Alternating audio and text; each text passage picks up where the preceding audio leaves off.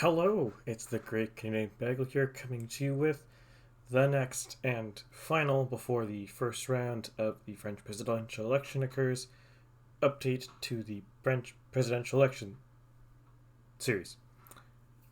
So this is the final one before the first round, and yes, I believe there's probably some the day this is coming out, which is going to be Friday, which is the day it is, I guess, because this is when you're watching it. I guess you'll be watching in the future. Anyways, there's probably going to be some polls coming out, but I don't think they're going to be super impactful to the result. If it turns out they are, I will, meaningfully impactful. I might put an addendum comment, so keep an eye out. But I don't think they're going to be because the polls have been pretty consistent and the trajectory it might be. It could end up meaning that Mélenchon and Le Pen might be a little underestimated, but I don't see any mechanism for why tomorrow the trajectory that's presently been this week is going to change sharply. So I think this is a perfectly reasonable time to cut off, and because there's not going to be any polls after Friday because of French media laws, I don't see any point in delaying the video into Sunday, and I'd like to get it up before the election. So let's cover what's going on. So first and foremost, Macron is faltering. Le Pen is steaming ahead. At the point she currently is, I will slip over this because it'll be easier to see. She is on path to exceeding Macron in first round vote and first choice vote in about a week, which obviously won't matter in a week, but that is the path she's going on. And in second round here, this graph is terrible, but she is within 2 points, so within margin of error from my model, of winning. And the last 4 consecutive updates, that's correct, yeah. Last 4 consecutive updates, she's gained steam about a point per week. There's 2 weeks left. Obviously, a lot can change in 2 weeks post election 1, first round. But if nothing changes after, if the trajectory stays course, she's on trajectory to winning the election. With the one caveat, her voters have to vote. What happened in 2017? She performed way worse in the polling. She was polled like 43-ish% and she ended up getting about 36-ish. That's not, my contention is it's not because the polls were wrong in 2017. It's that her voters didn't vote in the intensity that Macron's voters did. This time, however, I don't have a clever graphic for this because, of course, I don't. But anyways, this election, what is happening is every single other first-round candidate, going back to here, your Mélenchons, your Roussel, your Hidalgo, your Jadot, your Pécresse, your Dupont, your Zemmour, your Jean Lassalle. There's some other left-wing candidates that I can't think of the name of, who are also in the other column. Their supporters have quite a low turnout projection for second round. And the drive is getting even less. I don't have the numbers crunched for it, but I can say that Mélenchon, for example, only about 60% of his supporters intend on voting. No, sorry. I'm looking it up here because I have another thing. It's not a good format, so I'm not going to put it on the screen, but I have it on my other screen. About 53% of his voters in the first round intend on voting in the second round. That is significantly lower than last election, off the top of my head. Same thing with every other candidate. The last 2 weeks have shown a sharp decline in the intention to vote in the second round. At the same time, Le Pen's numbers have went up and Macron's have went down. Macron and Le Pen still have about the same vote intention in the second round. And to a lesser extent, Dupont and Zemmour have been relatively constant, and Jadot has been relatively constant. But Pécresse and Mélenchon and Roussel, which collectively are about 25% of the vote, has been crashing. Same with Hidalgo, same with the every candidate's grouped under other here. The conversion to second round votes is crashing right now. Will it stay that way? Hard to say. Macron's strategy at this point for a second round is 110%. He has to get first round voters to actually vote. The other parties. Because it's reasonable to suggest that the Jadot voters are going to prefer Macron to Le Pen. In general. It's not guaranteed, but in general. But I'll get into the second round more momentarily, so we're just going to cover where we are in the first round. So Le Pen has consolidated the North quite heavily here. A lot of these departments are over 30% in her favor. And she's consolidated the Mediterranean coast quite heavily, with the exception of Heralt here, which is a bit in contention. And is making inroads into the center of the country and the Loire Valley here. That's not Loire. The Rhone Valley here, and in the Loire Valley over here. And she's done quite well on the several overseas departments that I'm tracking. And again, every single week, her numbers are going up. Macron's are going down. In fact, within a week, this is observable in the overall polling.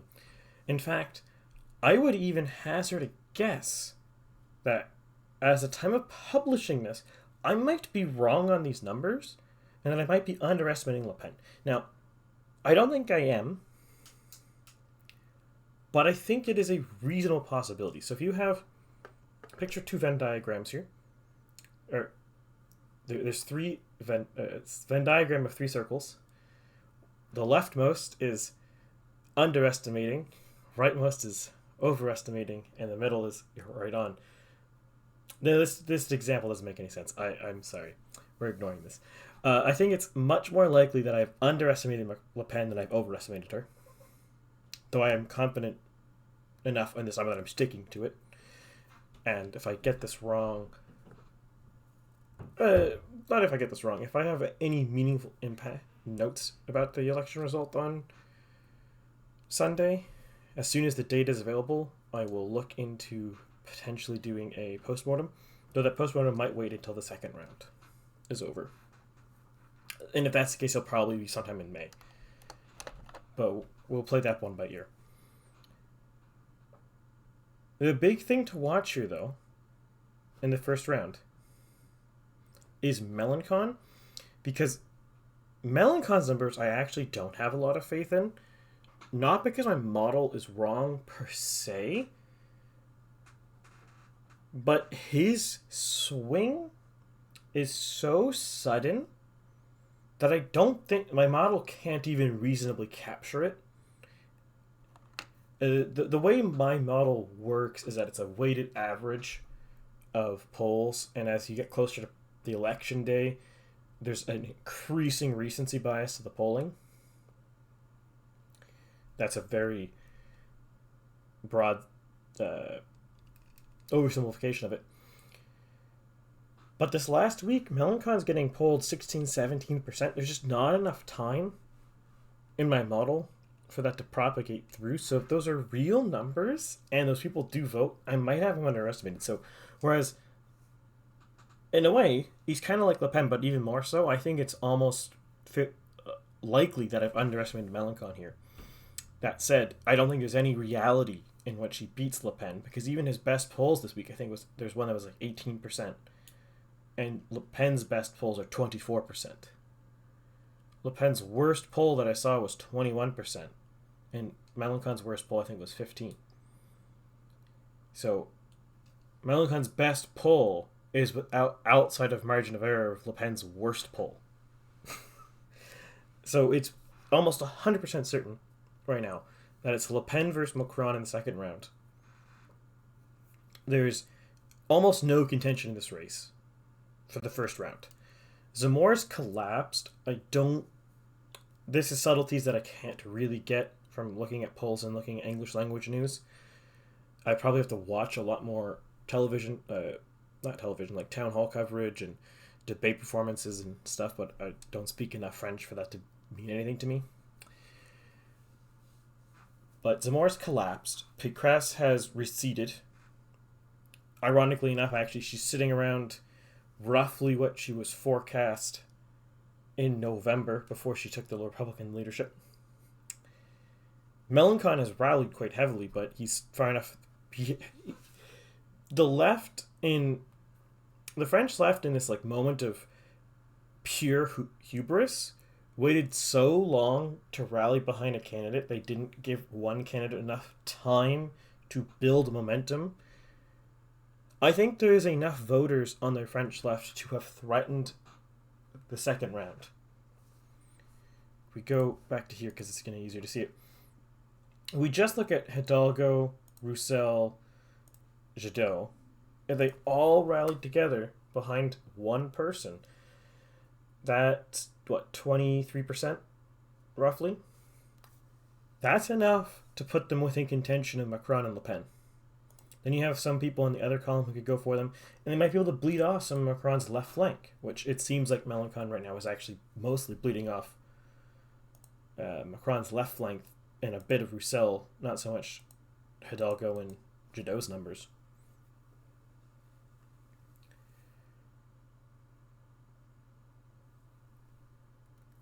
So, I guess this is all to say the four principal remaining candidates in the French left have kind of screwed themselves.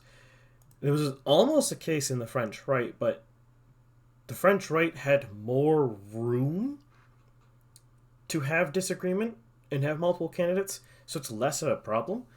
When you have the vote share being about 25% the entire election,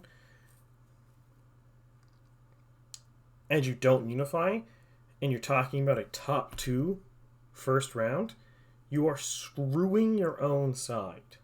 That's a bad way to phrase this. But you're basically saying there's no left-wing candidate.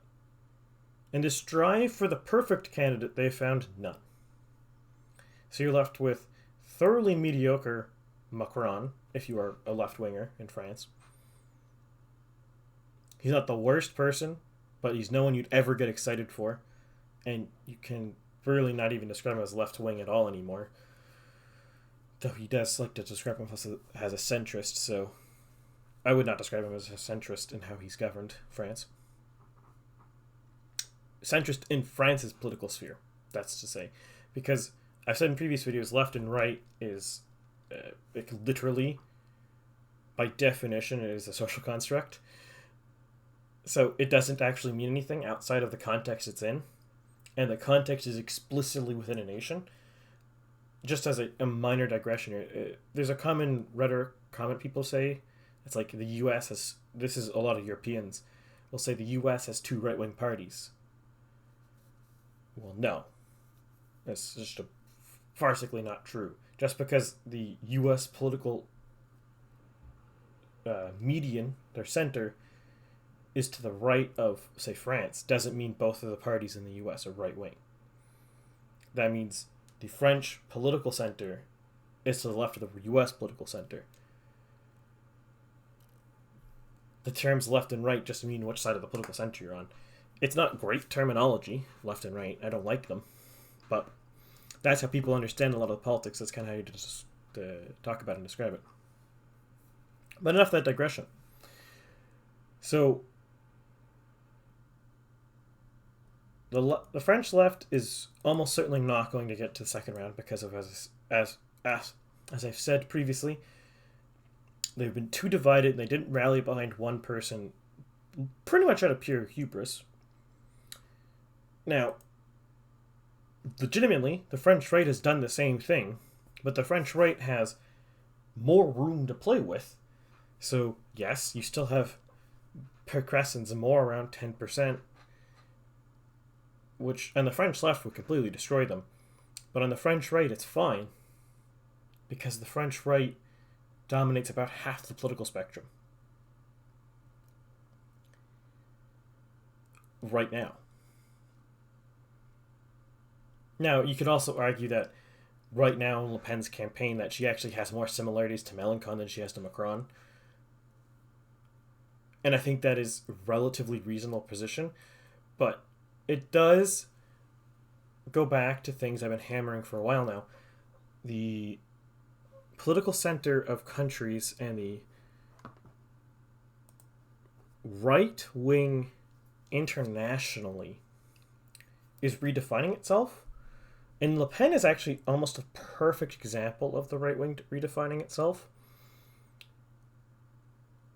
Macron, with his voter base as it is right now, overwhelmingly old, overwhelmingly retirees, overwhelmingly wealthy people, 30 years ago, preeminent right wing. This would be the most right wing you can think of. Or these voters would be voting for the most right wing parties you can think of. But the shift between the left and the right, which is one of the reasons why these are social constructs in meaningless terms, but the shift between the left and the right in the last 10 years has pushed the main voting bloc of the right to approximately 25 to 50-year-olds and workers, blue-collar workers. These were traditionally the socialist vote, but the socialists have lost them, and the socialist vote is now dominated by wealthy executives, intellectuals, and like the middle manager class of people. Predominantly old and very young. It's kind of a weird combination, but that's what it is. And mostly wealthy people. And in a lot of ways, you look at why this is, particularly in France. Why does Macron do better with wealthy people and worse with poor people? One of the primary causes for this is, in fact, green politics. Macron has had a non-trivial rhetorical discussion of moving to net zero. For example, the Gilets jaunes protest started because of fuel tax increases in order to fight climate change. This in turn drives off poor people because every single, and when I say every single, I mean literally all of them, every single climate policy is extremely economically regressive. Picture carbon tax proposals. Carbon tax hits heating, hits fuel, technically hits groceries too, because groceries are mostly transported by trucks and planes and boats, which all consume vast amounts of fuel. When heating, transportation, and food make up a really high percentage of your budget, i.e. the poor, taxes on these affect you more, by proportion, than they do a rich person. Sure, a rich person might be paying more of the tax. Let's say you are a billionaire and you fly in a private jet everywhere. Yeah, you're probably paying a lot of carbon tax. Way more than any poor person was. But you have so much more money that the percent difference is irrelevant to you. You might even be paying a higher percentage, but it's irrelevant to you. You're probably not paying a high percentage of your income, to be honest. In fact, I'm going to assert you're not, unless you're really bad at managing your money. Like you're heating your chalet in Switzerland 24/7 or something at 40-degree heat or something ludicrous like that. But barring wasteful money usage, they're paying a lower percentage of their income in additional carbon tax fees than the poor person. And it's motions like these that have actually driven, and this is just one example, but it's a lot of policies like this that have driven the left wing to, sorry, have driven the poor to the right wing because they're generally opposing these policies, and have actually gathered the support of the wealthy elite to the centrist or the left wing. Because on paper, well, it's a good idea to fight climate change. It doesn't matter about the efficacy of these things. Like, the goal is to fight climate change. It doesn't really hurt me very much, so they support it. It's largely what happens. And in a lot of cases, they actually benefit from it and how the implementation works.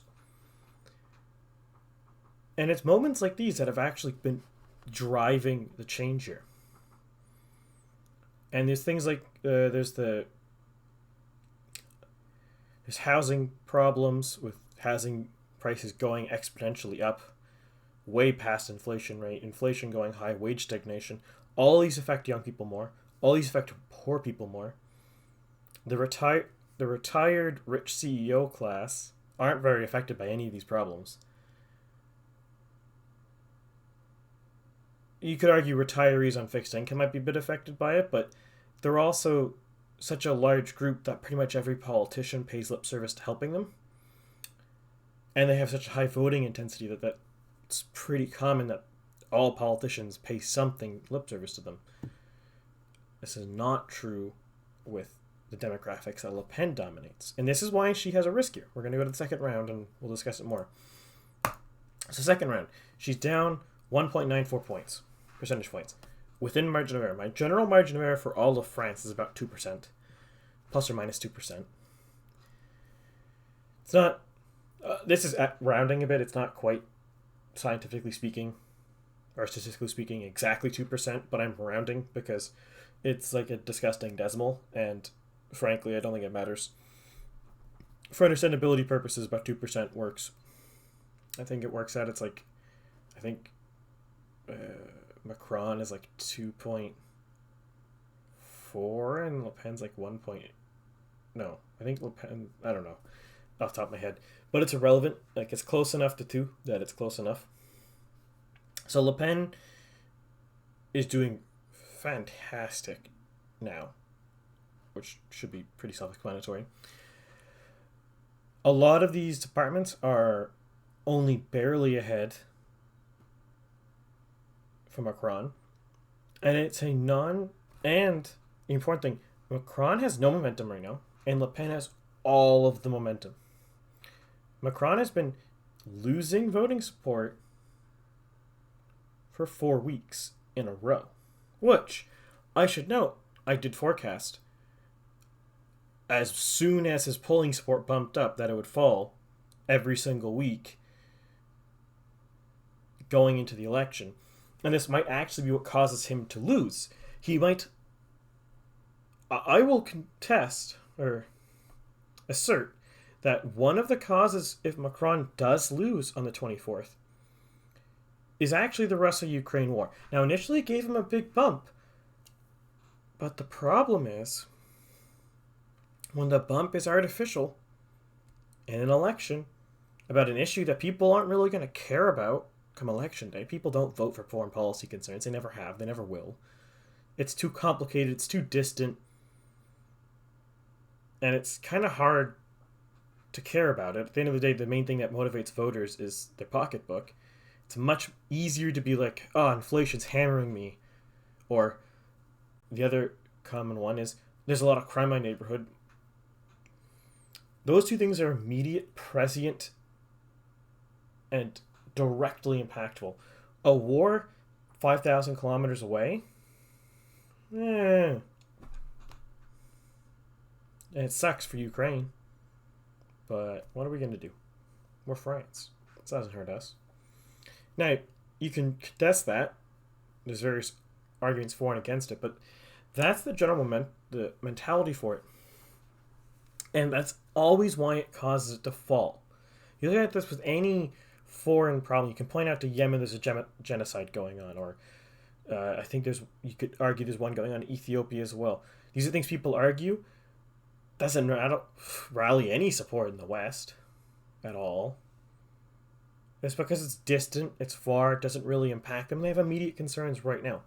It's always how it's been, and it's always how it will be. Unless you're talking about like people of your own quote unquote tribe getting killed. And I don't mean tribe as in race, I mean tribe as in like French people. Like if you can take a group of 100 French people who are getting murdered, that might rally the support for France to do something. But when it's foreigners, whatever. They're not French. So this creates a circumstance where people can see in the polls, regular people, Macron's losing ground every single week. And Le Pen, through basically what seems to be very just good campaigning, she's defeated Zemmour and Pécresse more or less, her two main competitors, has been going up every single week. You create this narrative in people's heads because, keep in mind, polling isn't some complicated, far-off thing that only big-brain people on the news or random people with 200-something subs on YouTube can dissect. Most people in 2022 look at polls at some point during an election just out of curiosity. How's the election going? If that wasn't true, then I would have 0 views on my channel. Of course, I have views, so people care about it. And this goes further to show people look at the polls, and people can see this happening in the polls, and people know what's happening in the polls. They might not understand what's going on because they might not know all the details, they might not have looked into it, they might not have studied it, they might not have the practice and experience. Well, they can see it, and they can immediately be like, oh, Macron's going down, Le Pen's going up. Huh, who would have thought? And this creates a self-fulfilling cycle if you don't break it as a candidate, and what seems to be what Macron's falling into right now, is then you get this perception that he's doing bad and Le Pen's doing good. And when someone has a perception of they're doing bad, their voters get less encouraged to vote, and the other guy's voters get more encouraged to vote. That is why, for example, France bans polling and other things 2 days before the election. Similarly, it's why people do fake polls. Because a fake poll is as good as a real poll in a lot of ways if you can create or disrupt the narrative that your candidate is getting destroyed or your candidate's winning. It's dishonest, but it can work. Macron, though, has been losing support for 4 weeks. Le Pen's been gaining support for 4 weeks. And if she does a strong performance on the 10th, I don't see any reason why she's not going to continue going forward.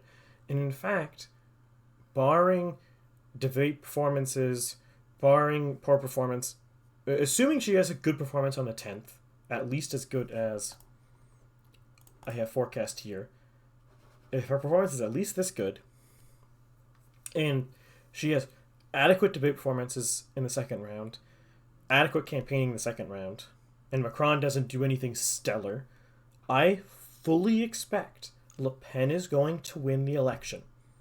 Now, we're going to go back to this. Le Pen is not presently winning. By any objective standard, she's not winning right now.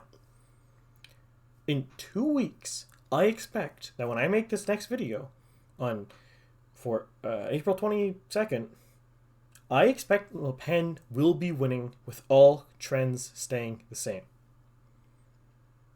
And at this point, if that is true, if that comes to pass, Le Pen's biggest threat isn't Macron. It's not Mélenchon. It's not Pécresse. It's not Zemmour.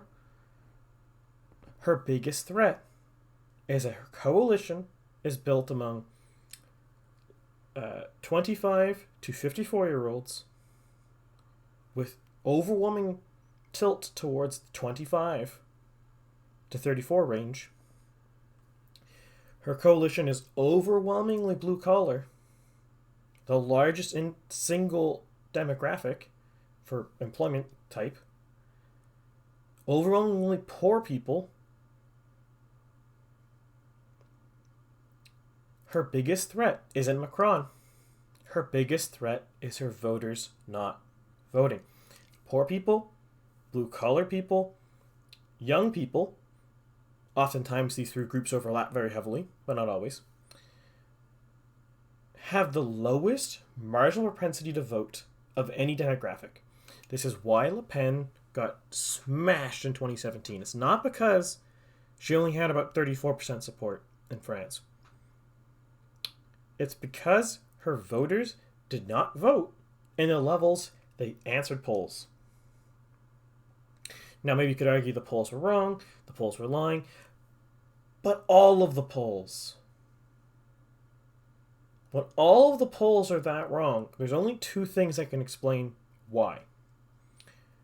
Either voters who said they're going to do something didn't do it, or the polls are systemically doing something wrong. In the case of the US, in the last two elections, federally, for president, the polls were systemically underpolling Republicans. I can point to this if anyone ever wants to question it, but they systemically underreport Republicans and systemically overreport Democrats, which is why you can't ever trust the face value of any single poll ever published in America. Every single poll in America is wrong on face value because they overreport Democrats and underreport Republicans. Every single one of them that I've ever seen, where they break out the numbers. They give you the cross tables. In France, there doesn't seem to be an obvious systemic bias in the modeling, in the polling. So, without that hypothesis, and I have, in fact, looked at every single election on record in France that has polling, there's no obvious systemic polling biases. That leaves the only logical conclusion: her voters didn't vote. That is her biggest threat this time. I think she's going to win. Le Pen will win on the 24th if her voters turn out. This is Le Pen's race to lose. But with that, I will wrap up the video here. If you liked the video, please like, share, subscribe, comment below who you think's going to win. Take all your bets. Am I going to be right? Am I going to be wrong? What margins are going to be? Does Macron have a chance? I'd like to see all these kind of things. Those are all fun. And I will see you sometime next week. Maybe with another update to this video or this series for the second round, depending on when polls are coming.